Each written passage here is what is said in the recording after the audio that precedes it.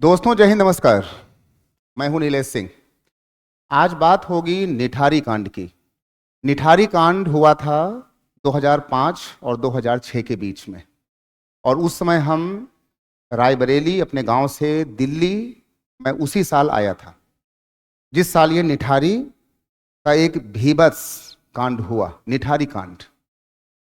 घर था D5 यानी D5 और सेक्टर 31 नोएडा, जहां पर मोहिंदर सिंह पंढेर और उसका नौकर सुरेंद्र कोली, इनके ऊपर आरोप लगता है कि निठारी के आसपास जो झुग्गी और झोपड़ी में गरीब परिवार रहते थे, उनके बच्चों को इन दोनों ने मिलकर मार दिया।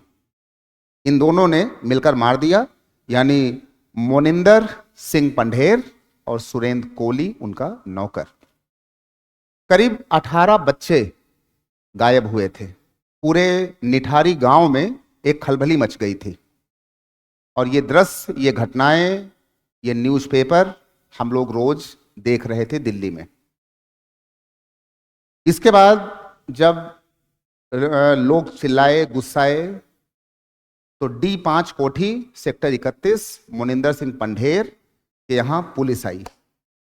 नोएडा पुलिस वहां पर आती है और फिर वो देखती है कि घर के पीछे का एक नाला था। उस नाले में करीब 8 से 10 छोटे बच्चों के, लड़कियों के, एक आधे लड़के की नर कंकाल, खोपड़ियां मिली। इसके बाद मोनिंदर सिंह पंढेर को और सुरेंद्र कोली को हिरासत में ले लिया गया। बहुत ही चर्चित केस रहा निठारी का। कहा तो यह जाता है कि टोटल 18 बच्चे इन दोनों ने मिलकर के मारे थे। उसमें 17 लड़कियां, जो हमारे पास डेटा है, 17 लड़कियां और एक लड़का था करीब 4.5 साल का। उस लड़के को लड़की समझ करके मारा गया था, क्योंकि उस लड़के का मुंडन होना था 5 साल में। तो उसके जो पिता थे, उन्होंने उसके बाल को बड़ा बड़ा किया था कि उसका मुंडन होगा अगले साल, तो वो छोटा बच्चा लड़कियों की तरह दिखता था। तो उसी शक में वो भी मारा गया। तो कुल टोटल 18 बच्चे। बाद में जब खुलासे हुए CBI के और नोएडा पुलिस के, तो उसमें यह पाया गया कि ये दोनों लोग मिलकर उन बच्चों के साथ रेप करते थे, लड़कियों के साथ, नाबालिग बच्चों के साथ। उसमें एक लड़की थी पायल, उसकी उम्र थी करीब 20 साल। और उसमें रेप करते थे और रेप करने के बाद उनको मार देते थे। बाद में उनके कलेजे को निकाल करके, ऐसा न्यूज में है, ऐसा हमारे पास डेटा है, उनके कलेजे को निकाल करके खाते थे। मतलब कितना भयंकर केस रहा होगा कि राक्षस भी शर्मा जाएं। उनके कलेजे को निकाल करके खाते थे। ये एक थ्योरी आती है।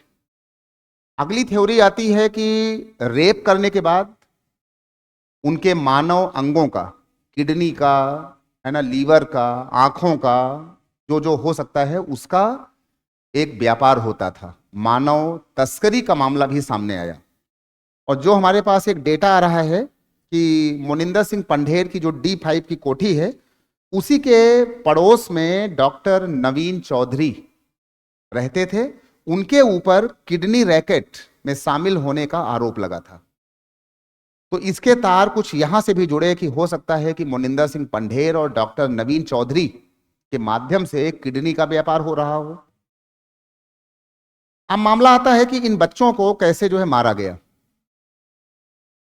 मोनिंदर सिंह पंढेर की जो कोठी थी D5, उसके सामने से जो कामकाजी बच्चे, लड़कियां निकलती थी, महिलाएं निकलती थी, तो इनका जो नौकर था सुरेंद्र कोली, वो उनको एक लालच देकर उनसे पूछता था कि आप जहां काम करती हो, तुमको कितना पैसा मिलता है। मान लो लड़की ने कहा कि हमको पैसा मिलता है 5,000 रुपया, तो सुरेंद्र कोहली, उनका नौकर, कहता था कि आपको हम रुपया देंगे 8,000। अब इस लालच में कोई कामगार, बच्चा, महिला, लड़की, कोई भी हो, हम हो, आप हो, 3,000 प्लस के लालच में वो काम करने को राजी हो जाते थे। फिर सुरेन कोहली कहता था कि आओ तुमको अपना हम कोठी दिखा दें, काम को जो है समझा दें, और काम को जो है समझाने के बाद आपको कैसे काम करना है, और इसी लालच में वो लोग चले जाते थे। इसके बाद क्या हुआ कि उसके अंदर जाते ही फिर उनके साथ जो है वो रेप होता था। फिर उनको उनके मांस को, ऐसा कहा गया, पका करके खाया जाता था। बचे हुए अंगों की तस्करी होती थी। एक बड़ा सा रैकेट, ऐसा सुनने में आया, ऐसा डेटा हमारे पास आ रहा है। सुरेन कोहली की, जो इनका नौकर था, सुरेन कोहली की मुलाकात कैसे होती है मोनिंदर सिंह पंढेर से।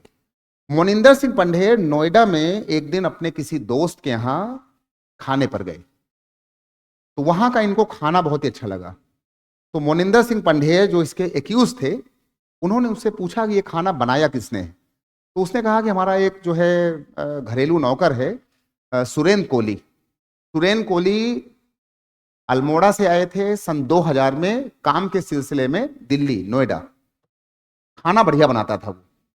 तो उन्होंने कहा कि एक हमारा नौकर है अल्मोड़ा का, सुरेन कोहली, तो वो खाना अच्छा बनाता है। उसी लालच में मनिंदर सिंह पंढेर ने कहा कि सुरेन कोहली, अगर समय हो तो हमारे यहाँ भी आप काम कर लो। तो इस तरीके से सुरेन कोहली का सामना होता है, जान पहचान होती है मनिंदर सिंह पंढेर से। मनिंदर सिंह पंढेर एक बड़े व्यवसायी थे नोएडा के, नोएडा और दिल्ली के। पहले कुछ दिनों तक सुरेन कोहली के जाने के बाद मनिंदर सिंह पंढेर का घर परिवार उनके साथ रहता था, लेकिन बाद में शायद 2 3 4 6 महीने बाद उनका परिवार, उनके जो घर के लोग थे, वो अपना चले गए पंजाब। अब घर में खाली बसते हैं मोनिंदर सिंह पंढेर और इनका ये नौकर सुरेन कोहली। इसी के बाद इनकी एक घरेलू एक सहायक थी, माया। कहा तो यह भी जाता है कि माया भी कुछ बच्चों को लालच दे करके बुलाने का काम करती थी। इसमें गिरफ्तारी माया की भी हुई थी, बाद में उसको छोड़ दिया गया। लेकिन ये केस था, इसमें करीब 18 बच्चे, 18 लड़कियां, 17 लड़की, एक बच्चा लड़का 4.5 साल का।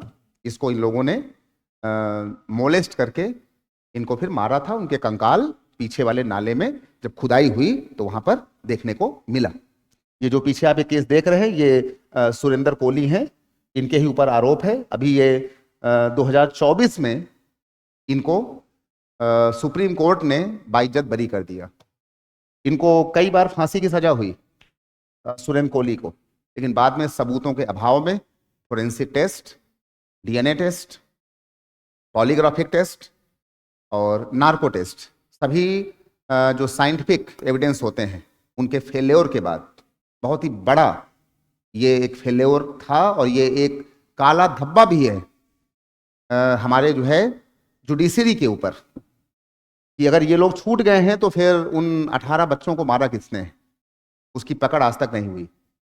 और इनके जो मालिक थे मोनिंदर सिंह पंढेर और सुरेन कोहली, ये बाइज्जत बरी हो गए।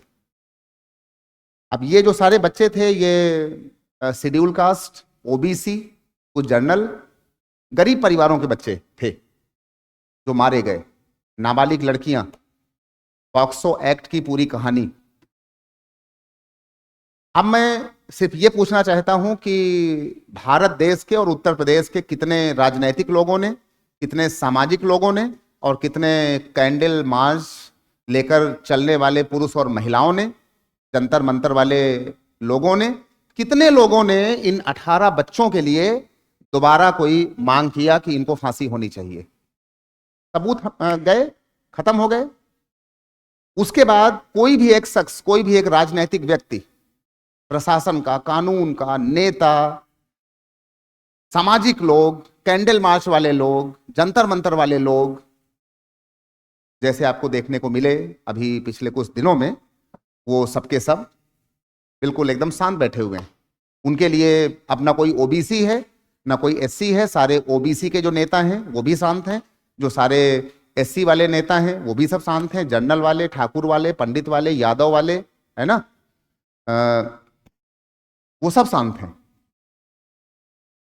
कुल मिलाकर के ये कहा जाता है कि अगर हमारा जो है जो सोसाइटी, अगर हमारे राजनीतिक लोग, सामाजिक लोग अगर इस मुद्दे पर नहीं बोल पाए तो फिर ये तो बहुत ही बड़ा दुर्भाग्य है जुडिशरी का भी और भारतीय समाज का भी। निठारी कांड एक बहुत ही भीभत्स कांड रहा है। आप गूगल में जाइएगा, आपको बहुत सारी कहानियां मिल जाएंगी। ऐसे वीडियो हमारा बहुत ही लंबा हो जाएगा, बहुत सारी बातें हम आपके सामने नहीं बता सकते हैं, लेकिन जाकर के देखिएगा। बहुत ही निठारी, बहुत ही फेमस ये कांड रहा, और ये ऐसा कांड रहा कि राक्षस भी शर्मा जाएं। लेकिन हमारे सामाजिक लोग, हमारे कैंडल मार्च वाले लोग और राजनीतिक लोग, सभी जातियों के, सभी धर्मों के बच्चे मारे गए थे इसके अंदर। सभी नेता शांत हैं, सभी सामाजिक लोग शांत हैं, क्योंकि यहां पर बोलने पर कोई भी राजनीतिक मसाला नहीं है किसी भी पार्टी के पास। समाजवादी पार्टी शांत है, कांग्रेस वाले शांत हैं, भाजपा वाले शांत हैं, बसपा वाले शांत हैं, बाकी सभी लोग शांत हैं। क्योंकि इन 18 बच्चों पर बोलने के लिए, ये गरीब बच्चे थे, गरीब परिवार के बच्चे थे, इन पर कहीं से कोई राजनीतिक, उनकी रोटियां, उनकी मनसा नहीं पूरी होगी। ये है हमारे देश का दुर्भाग्य, और ये है हमारे देश के आज के राजनीतिक लोग। हम सबको बुरा नहीं बोल रहे हैं, लेकिन जिनको देख रहे हैं वो, उनमें ये बुराई हमको देखने को मिल रही है। और फिर हमारी मजबूरी हो जाती है ऐसे चीजों को, ऐसे बातों को आपके सामने एक बार लाने की, जिससे कि आपका भी दिल और मन कुछ कुरेदे, कुछ खोदे। अभी कुलदीप सेंगर वाले में केस में बहुत सारे लोग जो है मांग कर रहे हैं उनको फांसी हो जाए। दरिंदा है, हत्यारा है, बलात्कारी है, बिल्कुल होना चाहिए। अगर वो बलात्कारी है, हत्यारा है, तो भैया ठीक है, फांसी हो जाए, आजीवन कारावास हो जाए, अच्छी बात है, होनी चाहिए। लेकिन ये जो लोग बोल रहे हैं, ये लोग यहां क्यों शांत हैं? इस पर क्यों नहीं बोल रहे हैं? 18 बच्चे मारे गए थे, लड़कियां 17 लड़की, एक लड़का 4.5 साल का। उसके अंगों को, उसके कलेजों को मार मार के इन लोगों ने खा लिया था, ऐसा जो है रिपोर्ट में है, ऐसा आरोप लगाया गया था। मानव तस्करी का, इसके बाद में बलात्कार का, रेप का, सब तो था इसके अंदर। तब फिर कहां थे आप लोग? इसलिए चुप बैठे रहे, इसलिए चुप बैठे हो सब लोग, क्योंकि इसमें कोई राजनीतिक फायदा नहीं है उन 18 बच्चों को इंसाफ दिलाने को लेकर। सुप्रीम कोर्ट से सीबीआई अपना केस हार गई है। सुप्रीम कोर्ट ने कहा कि सीबीआई के सारे साइंटिफिक एविडेंस का फेल्योर होता है, और इसलिए मोनिंदर सिंह पंढेर और सुरेन कोहली को 22 जन बरी कर दिया गया। अब सवाल सिर्फ यह है हमारी आज की वीडियो में, जब ये 2 लोग बरी हो गए सुप्रीम कोर्ट से, तो 18 बच्चों के कातिल कहां गए? और राजनीतिक पार्टियां, सामाजिक लोग, कैंडल मार्च और जंतर मंतर के लोग बोले क्यों नहीं? इस पर सभी लोग अपना अपना जवाब दीजिएगा। मैं सबकी बात कर रहा हूं, सभी राजनीतिक पार्टियों की, total A to Z, Congress, Samajwadi Party, Bhajpa, Baspa, सबके बड़े बड़े नेता, सभी मुख्यमंत्री, प्रधानमंत्री, हम सबकी बात कर रहे हैं। चाहे अखिलेश यादव हो, चाहे मायावती जी हो, चाहे प्रियंका गांधी हो, चाहे राहुल गांधी हो, चाहे नरेंद्र मोदी हो, चाहे योगी आदित्यनाथ जी हो, चाहे ब्रजभूषण शरण सिंह हो, चाहे कोई भी हो, हम सबकी बात कर रहे हैं। आप लोग अगर शांत हैं, नहीं बोल पाए, तो ये देश का फेल्योर है, ये सीबीआई का फेल्योर नहीं है, ये कानून का फेल्योर नहीं है, ये आपके राजनीतिक पतन का फेल्योर है, और ये भारत देश का पतन है, ये हिंदुस्तान का पतन है, जहां पर सभी नेता, राजनीतिक लोग सिर्फ हिंदू मुसलमान में लगे हैं, सिर्फ जातीय संघर्ष में लगे हैं, और अपने अपने सीटों के बंटवारे पर लगे हैं। उनको, ऐसे गरीब लोगों की को न्याय दिलाने के प्रति शायद उनकी सारी आकांक्षाएं मर चुकी हैं। इस वीडियो पर अपनी राय दीजिएगा। अगला वीडियो हम निठारी कांड पर फिर लाएंगे, निठारी कांड सेकंड वीडियो। दीजिए नीलेश सिंह को इजाजत, मुलाकात होगी निठारी कांड 2 पर। Thank you.